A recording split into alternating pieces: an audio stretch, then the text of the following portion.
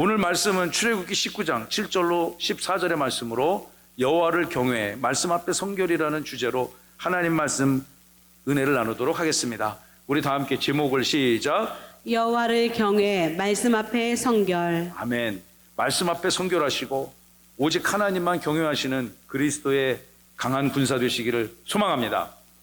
출애굽기는요, 여러분이 잘 아시는 것처럼 이스라엘 백성들이 애굽 땅의 노예로 전락하지 않았습니까? 야곱의 후손들이 요셉을 알지 못하는 자가 바로가 되어서 그들을 노예로 만들어 버렸습니다. 노예로 만들어 버렸는데 그들이 얼마나 긴 세월 동안 노예 생활을 했느냐면 무려 성경이 증언하기를 430년. 이게 헤아릴 수 없는 시간이죠. 얼마나 그 민족이 곤고했습니까? 출애굽기 1장을 살펴보면 얼마나 이 애굽 민족들이 바로가 못되게 했는지 말이죠.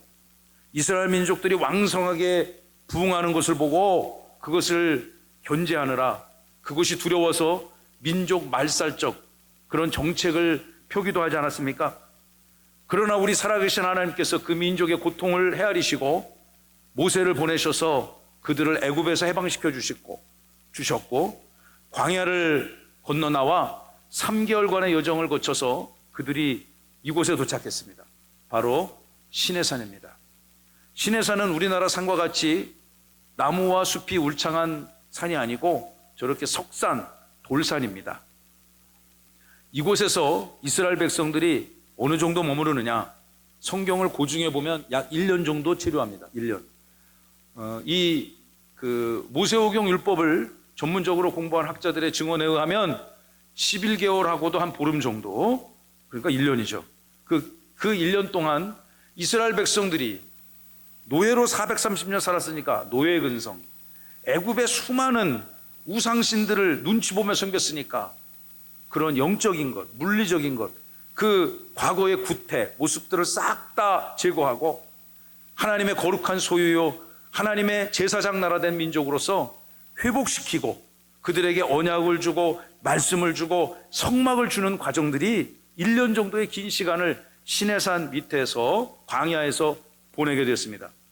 모세는 수시로 하나님이 불러 올라오라 하면 올라가서 수십일 동안 저 시내산 정상에서 하나님과 교제하고 언약을 받고 그 말씀을 그대로 이스라엘 백성에게 전했습니다. 이 시내반도 끝에 있는 이 시내산을 배경으로 기록된 성경이 상당히 많습니다. 출애굽기는 전체 1장부터 40장까지 있으니까 그 절반 이상 되는 19장부터 40장까지, 레위기서는 전체 1장부터 27장 전체, 민수기서는 1장부터 10장까지 이 많은 성경들이 시내산에 이스라엘 백성들이 있을 때 시내산을 배경으로 시간적 공간적 배경으로 기록되어진 하나님의 그 특별한 장소였습니다. 이스라엘 백성들이 이곳에 머무는 동안에 하나님께서는 제가 성경을 꼼꼼히 읽어보니까 큰 선물 3가지를 주셨어요. 몇 가지를요? 3가지를 주셨어요. 첫 번째 선물은 언약입니다. 두 번째 선물은 율법입니다. 그리고 세 번째 선물은 하나님을 제사하고 예배할 수 있도록 성막을 주셨습니다. 시내산에서 1년 동안 이스라엘 백성들이 머무는 동안에 하나님께서 주신 이 특별한 선물, 다 함께 언약, 율법, 성막, 시작. 언약, 율법, 성막. 그렇다면 오늘 본문은요, 하나님이 첫 번째 선물을 언약을 주셨고 두 번째 선물인 율법, 10계명, 하나님의 살아계신 말씀을 주기 전에 그 사이에 오늘 본문이 기록되어 있습니다. 오늘 본문 읽은 출애굽기 19장에서는 하나님이 언약을 주셨고 20장에서는 율법을 주셨고 40장에 가서 성막이 완성되어지는데 오늘 우리가 19장 7절로부터 14절 본문을 읽었지 않습니까? 그 본문이 바로 언약과 율법 사이입니다. 이 오늘 본문을 이해하기 위해서 하나님께서 출애굽한 이스라엘 백성들, 노예로부터 해방된 그 이스라엘 백성들을 어떻게 생각하시는가? 그것이 19장 1절로부터 6절에 계시된, 특별히 5절 6절에 기록된 하나님의 언약, 시내산에서 이스라엘 백성들과 체결한 이 언약의 핵심의 메시지가 무엇인지를 먼저 우리가 살펴보면 오늘 본문을 이해하는 데 큰 유익이 될 것입니다. 19장 5절과 6절의 말씀을 우리 연이어서 다 함께 또박또박 읽습니다. 시작. 세계가 다 내게 속하였나니 너희가 내 말을 잘 듣고 내 언약을 지키면 너희는 모든 민족 중에서 내 소유가 되겠고 너희가 내게 대하여 제사장 나라가 되며 거룩한 백성이 되리라. 너는 이 말을 이스라엘 자손에게 전할지니라. 아멘. 자, 이제 여러분 상상을 해보세요. 여러분이 지금 이곳에서 예배 드리고 있지만 3,500년 전 출애굽한 이스라엘 백성, 애굽에서 10가지 재앙을 직접 눈으로 보았습니다. 홍해가 바다가 갈라지는 어마무시한 장면도 확인했습니다. 3개월간의 여정을 거쳐서 광야 여정에서 하나님이 구름 기둥과 불 기둥으로, 또 아주 깡패 같은 그 민족 있지 않습니까? 아말렉 민족과의 전쟁에서도 하나님이 그들을 어떻게 지키시는지를 그들은 눈으로 보아왔습니다. 그리고 그 여정을 마치며 그들의 중간 경유지인 시내산에 도착했습니다. 발바닥이 다 부릅떴겠죠? 차 타고 온 사람들이 아니잖아요.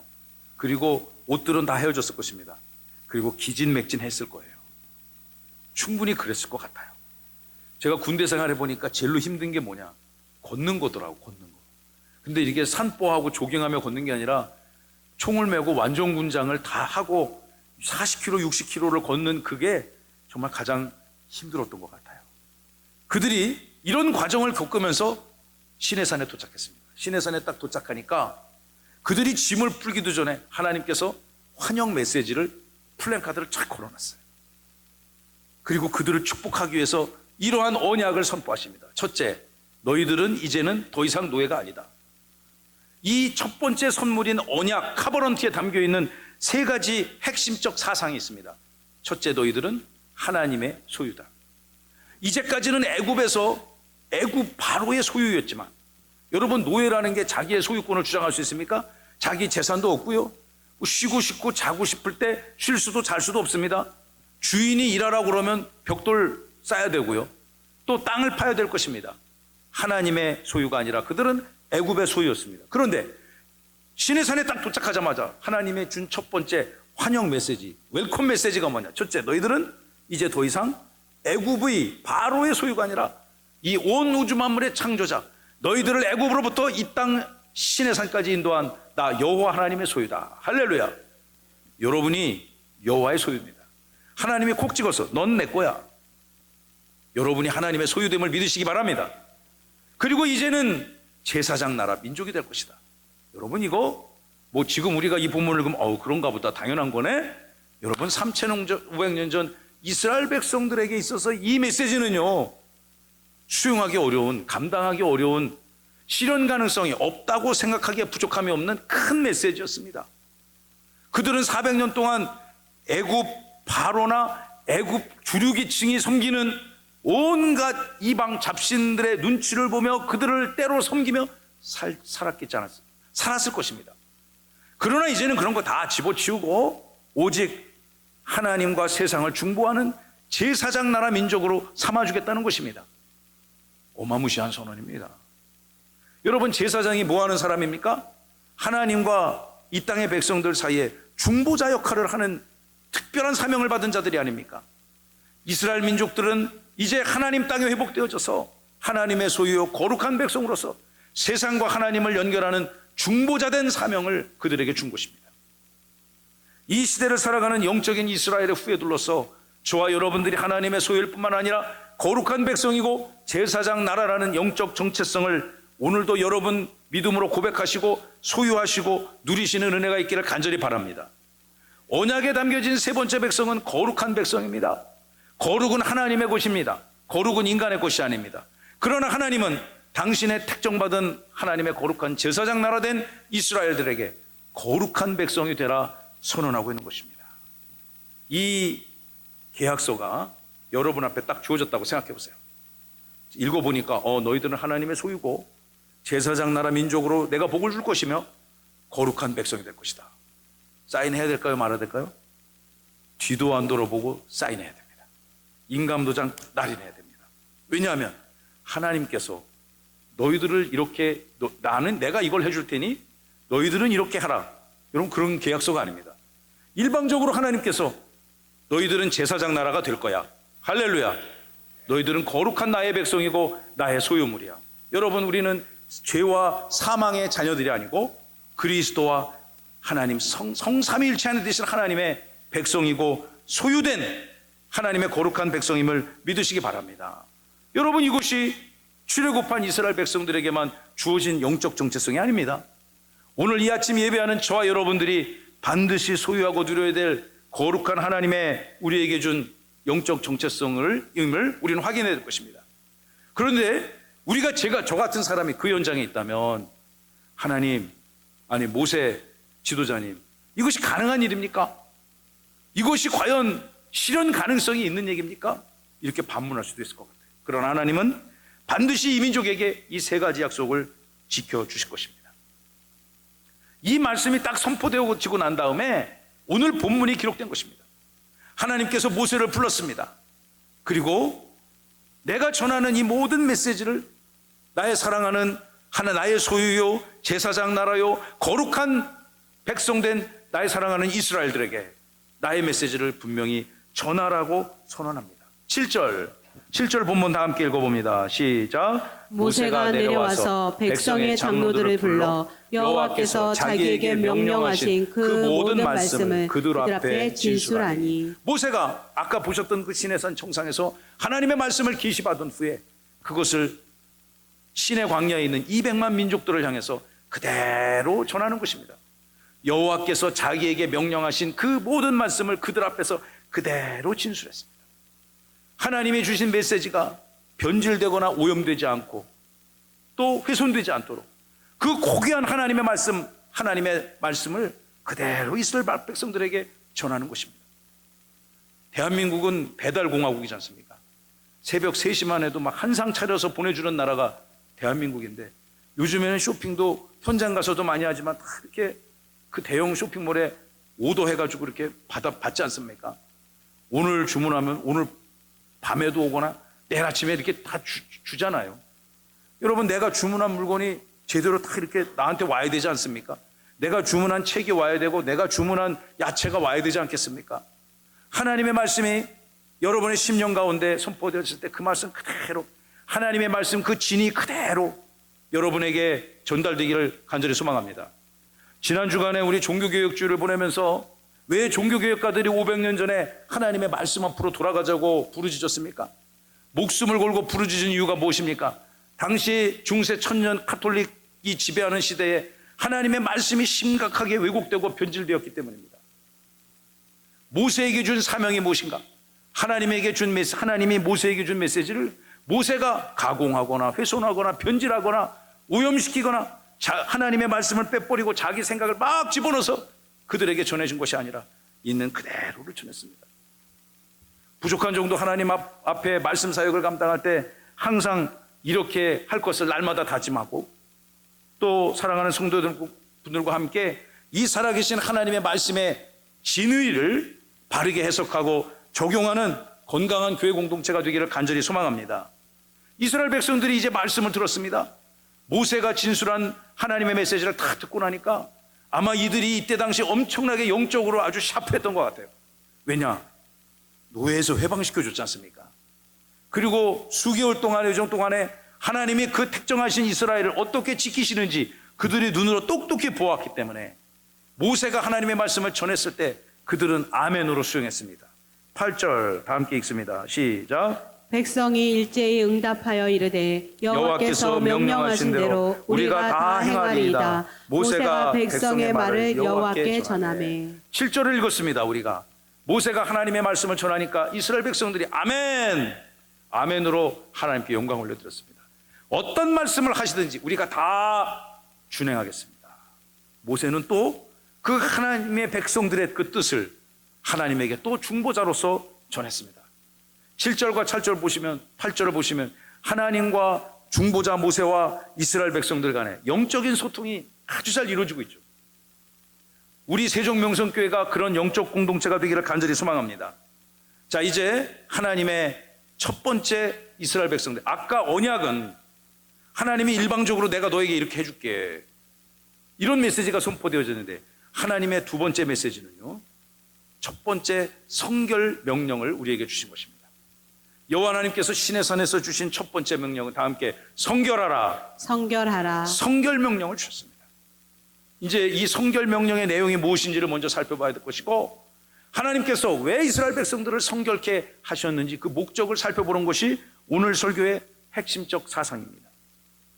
자, 이스라엘 백성들에게 하나님이 어떤 명령을 내셨는지 우리 10절의 말씀을 다 함께 우리 또박또박 읽어봅시다. 시작. 여호와께서 모세에게 이르시되 너는 백성에게로 가서 오늘과 내일 그들을 성결하게 하며 그들에게 옷을 빨게 하고. 아멘. 여호와 하나님께서 모세를 다시 불러들이시고 내 메시지를 그대로 가서 전하라. 너는 나의 백성들에게 그대로 전하는데 메시지가 무엇입니까? 오늘과 내일 이틀 동안 이스라엘 백성들을 성결하게 하라.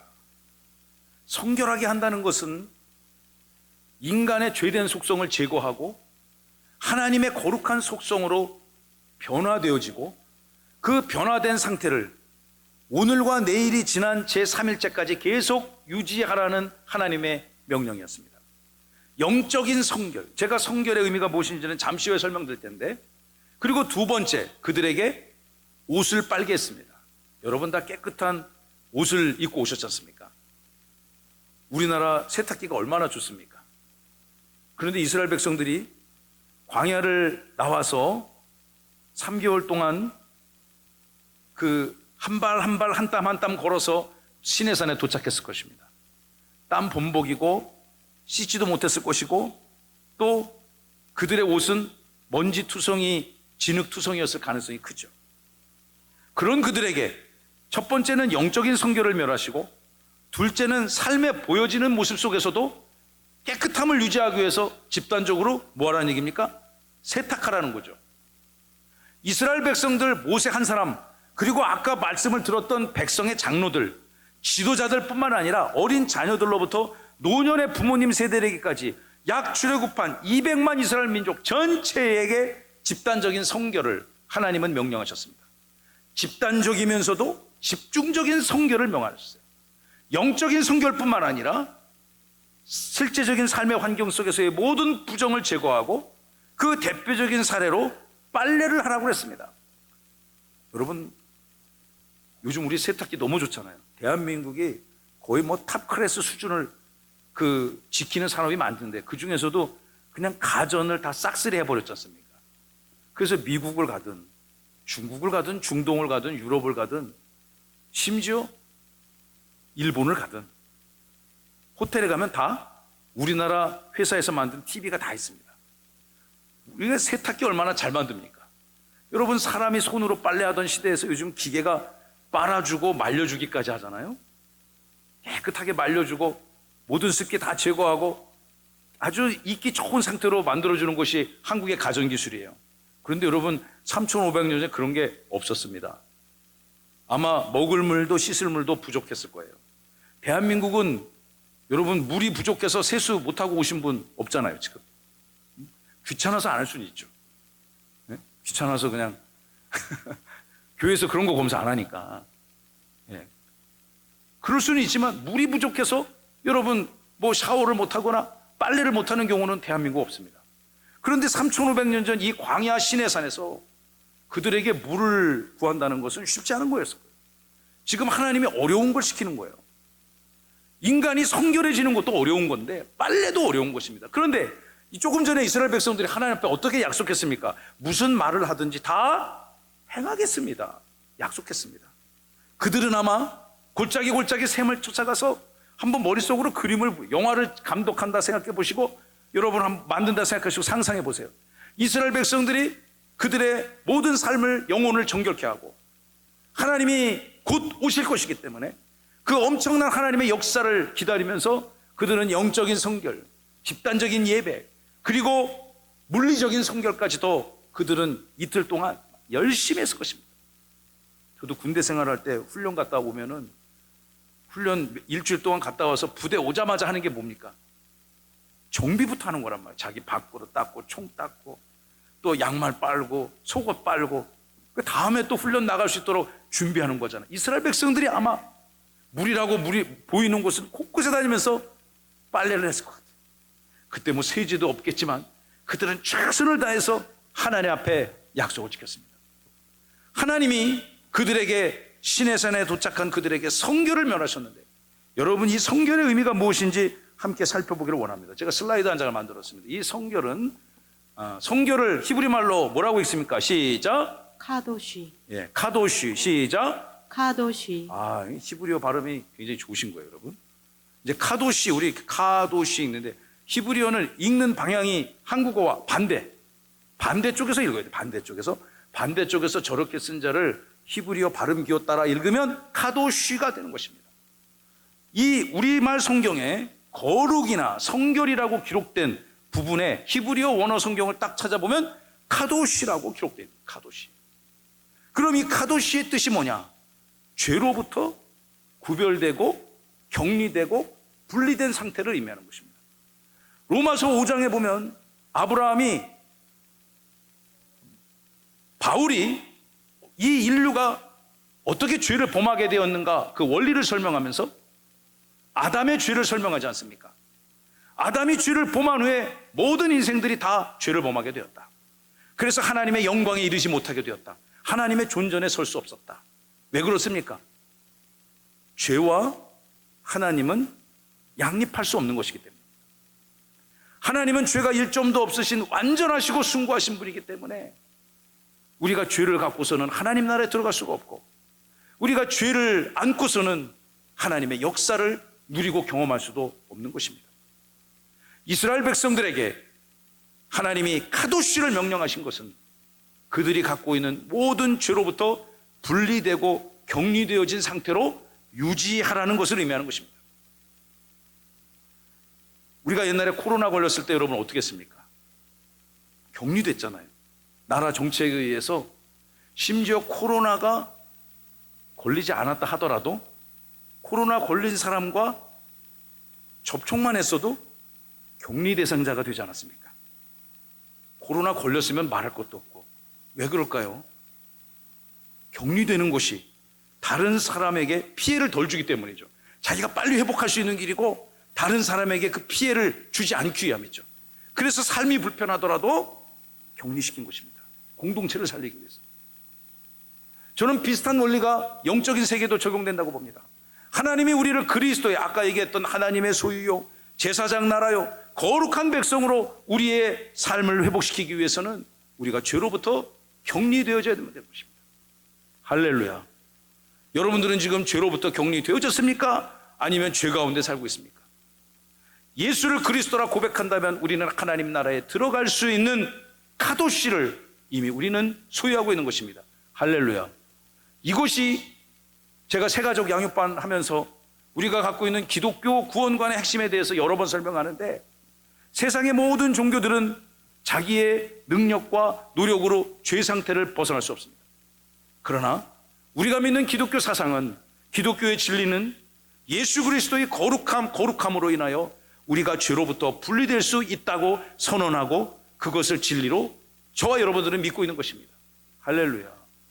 여러분, 이 성결이라고 하는 것이 누구의 것입니까? 예수 그리스도의 것입니다. 바울은 기독교 진리의 정수를 기록한 로마서를 보면 로마서 소문에 그가 이렇게 기록하지 않았습니까? 로마서 1장 3절, 그의 아들에 관하여 이제부터 내가 이야기를 하려고 합니다. 하나님의 아들 예수 그리스도에 관해서 이야기하려고 하는데, 육신으로는 다윗의 혈통에서 나셨고 우리 모든 믿는 자들의 조상인 아브라함의 후손들로 예수님은 나셨고, 4절 다 함께 읽습니다. 시작. 성결의 영으로는 죽은 자들 가운데서 부활하사 능력으로 하나님의 아들로 선포되셨으니 곧 우리 주 예수 그리스도시니라. 우리 주 예수 그리스도가 성결의 영, 거룩의 영, 하나님의 영으로 말미암아 이 땅에 오셨고, 비록 그분은 죽으셨으나 성결의 거룩한 능력으로 말미암아 부활하셔서 하나님의 아들로 선포되셨다. 할렐루야. 그분이 누구라고요? 곧 우리 주 예수 그리스도. 그 예수 그리스도를 믿는 믿음으로 우리는 하나님의 성결을 회복할 수가 있는 것입니다. 할렐루야. 우리의 힘과 지혜와 능력으로는 우리 스스로 하나님과 하나님 나라에 들어갈 수 있는 그 성결을 유지할 수가 없는 것입니다. 그렇다면 이제 두 번째, 집단적인 성결 명령을 그들에게 주셨는데 이 성결 명령을 내린 목적이 있지 않겠습니까? 하나님이 이런 메시지를 선포하셨을 때 그 이스라엘 백성들에게 주고자 하는 메시지가 분명히 있었을 것입니다. 그것이 무엇일까요? 11절, 12절에 하나님의 성결 목적이 담겨져 있습니다. 다 함께 말씀을 우리 2절을 연이어서 읽습니다. 시작. 준비하게 하여 셋째 날을 기다리게 하라. 이는 셋째 날에 나 여호와가 온 백성의 목전에서 시내산에 강림할 것임이니 너는 내 백성을 위하여 주의 경계를 정하고 이르기를 너희는 삼가 산에 오르거나 그 경계를 침범하지 말지니 산을 침범하는 자는 반드시 죽임을 당할 것이다. 다시 아멘. 11절을 보시면요, 하나님의 백성들에게 오늘과 내일 양일간에 걸쳐서 영적인 성결, 육체적 성결을 명하셨어요. 그 성결 명령의 목적이 무엇인가? 3일차를 위해서 하는 것입니다. 그 3일째 되는 날에 하나님께서 친히 이 땅에 강림하셔서 하나님의 말씀을 선포하시기 위함입니다. 하나님이 시내산 이렇게 아까 우리 그 산 보여드렸죠? 그 산이 있습니다. 산 밑에 평원에 이스라엘 백성들이 200만 명이 텐트를 쫙 치고 있다고 생각해요. 아마 엄청난 장관이겠죠. 그곳에 하나님이 친히 강림하실 것이고 3일째 시내산 정상에 강림하시는 그 하나님을 그들은 경험하게 될 것입니다. 천둥, 우레, 번개가 치면서 하나님이 친히 강림하실 거예요. 그리고 그들에게 하나님이 말씀이 선포되어질 것이고 또 그들에게 하나님께서 새로운 언약 관계를 체결하실 것입니다. 굉장히 엄청난 경험이었을 것 같아요. 하나님이 직접 오셔서 말씀을 전하고 설교를 하신다 생각해 보세요. 하나님이 인간이 이해할 수 있는 언어를 가지고 하나님의 말씀, 그것이 그 유명한 출애굽기 20장 말씀 아닙니까? 제가 하나님께서 출애굽한 이스라엘 백성들, 시내산에 도착한 이스라엘 백성들에게 주신 3가지 선물들을 딱 추적해서 찾다 보니까 아까 우리 19장에서 언약을 주셨다고 그랬죠. 20장에서 하나님의 그 역사적이고 우주적인 말씀을 주실 것입니다. 하나님이 이 귀한 것들을 직접 행하시며 전하시기 전에 그들에게 명하신 명령이 성결 명령인 것입니다. 성결한 상태를 유지하고 영육간의 거룩한 주의 백성으로 회복되라는 것이죠. 이제는 더 이상 노예도 아니고 이방의 우상신을 섬기는 그런 인생들도 아니고 이제는 하나님의 거룩한 백성으로 회복시키기 위해서 또 하나님께서 직접 말씀을 주시기 위해서 하나님께서 그들에게 특별히 역사하시기 위해서 그들에게 성결 명령을 주신 것입니다. 제가 이렇게 정리를 해봤습니다. 사랑하는 성도 여러분, 이스라엘 백성들에게 하나님이 이 성결 명령을 주신 목적은 첫째, 하나님의 결정적인 역사를 앞두고 그 역사를 그들이 누리고 소유하고 경험케 하기 위해서 주신 것입니다. 두 번째, 하나님께서 그들에게 거룩을 명령하신 이유는 무엇입니까? 그 이스라엘 민족을 죽이지 아니하고 살리기 위해서, 그 민족을 회복시키고 살리기 위해서, 아까 우리가 얘기했던 거룩한 나라요, 제사장 나라요, 하나님의 소유된 민족으로 하나님의 역사를 누리고 경험하며 소유하기 위해서 그들에게 집단적이고 집중적인 성결 명령을 내리신 것입니다. 제가 이 말씀을 공부하다가 이런 생각을 하게 됐습니다. 여러분 이 땅 살아가며 마음의 소원, 기도의 제목, 간절히 이루어지길 소망하는 하나님의 특별한 역사가 임하기를 소원하는 그런 기도 제목 있습니까? 없습니까? 저는 많이 있습니다. 그 역사 위에 그 하나님의 역사를 기다리며 우리는 무엇을 해야 될까요?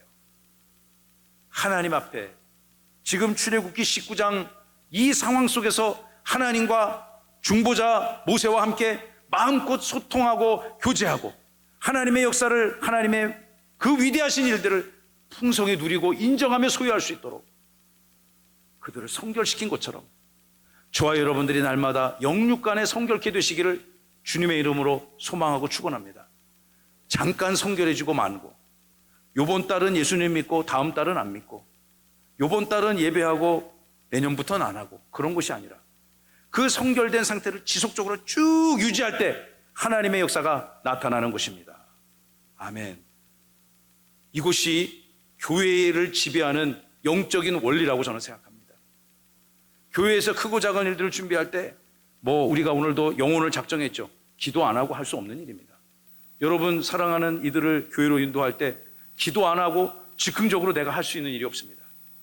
구원의 역사가 나타나기 전에 여러분 집중적으로 하나님의 은혜를 사모하면서 여러분의 영적인 성결 상태를 유지하시기 바랍니다. 할렐루야. 물론 이것이 쉽지 않습니다. 아까 이스라엘 백성들 우리 한번 봤잖아요. 물도 없을 것입니다. 그들의 몸은 지치고 고뇌했을 것입니다. 그러나 하나님은 지체하지 아니하시고 즉시로 강림을 명령하셨고 그 이스라엘 백성들에게 마음껏 하나님의 풍성한 역사와 은총을 주기 위해서 성결을 명하시고 있다는 거예요. 그런데 제가 세상을 살아보니 이 시대 돌아가는 양상을 보니 하나님의 백성들에게 성결을 유지한다는 것이 만만치 않습니다. 녹록하지가 않습니다. 끊임없이 죄와 사망의 권세는 하나님의 백성들이 성결로부터 역시 역으로 격리된 상태로 유지하기를 원합니다. 이 세상이 어떻습니까? 온갖 음란, 동성애, 마약, 하나님을 하나님으로 믿지 않고 하나님을 우리가 믿는 하나님 여러분 어떤 하나님입니까? 성경 속에 기록된 살아계신 하나님의 말씀의 주인이신 성삼위일체 하나님을 믿는 것입니다. 그러나 세상에 수많은 진리라 주장하는 것들은 따라서 이것도 하나님이고 저것도 하나님이고 영적인 성결을 방해합니다. 이 시대를 살아가는 저와 여러분들은 어떤 삶으로 하나님께 영광을 올려드리시겠습니까?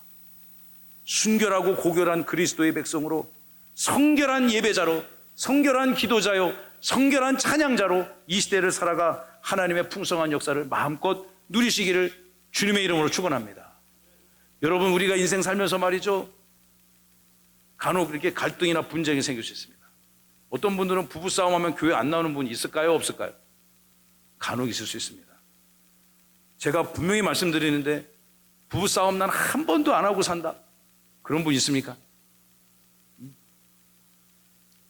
다들 굉장히 겸손해지셨는데 여러분 그 정상입니다. 그게 안 싸우고 살기가 어렵습니다. 제가 예전에 어느 장로님 한 가정하고 뉴욕을 여행해서 제가 그냥 뉴욕 곳곳에 다 막 가이드 해드렸어. 여기저기 다 데리고 이제 모시고 다니면서 그 일주일 동안 그분들하고 교제를 하는데 그분들이 아주 제가 존경하는 또 저를 위해 기도 많이 해주시는 그 은퇴하신 장로님인데 그분이 그러시는 거예요. 아, 우리는 그 부부가 그 권사님하고 평생 살아오면서 한 번도 그 자식들 앞에서 싸운 적이 없다는 거예요. 야, 나는 그것만으로도 막 거룩하게 느껴져요. 그 수십 년 동안 그분들이 해로하면서 그런 삶을 사셨대요. 그래서 제가 돌아와서 제가 다시 말했어요. 나도 그렇게 한번 해봐야 되겠다. 근데 그것마저도 쉽진 않습니다. 그러나 여러분들이 부부싸움을 했다고 해서 하나님을 예배하는 것과는 아무 관계가 없습니다. 부부싸움을 밤새도록 했어. 새벽녘이 밝아와. 어떻게 될까요? 종전하셔야죠. 그리스도의 사랑과 평화와 자비와 은혜로 종전하셔야 되는데 근데 또 인생 살다 보면 종전이 안 될 수도 있어요. 그럼 어떻게 될까요? 휴전을 선언하셔야죠. 그만 싸웁시다.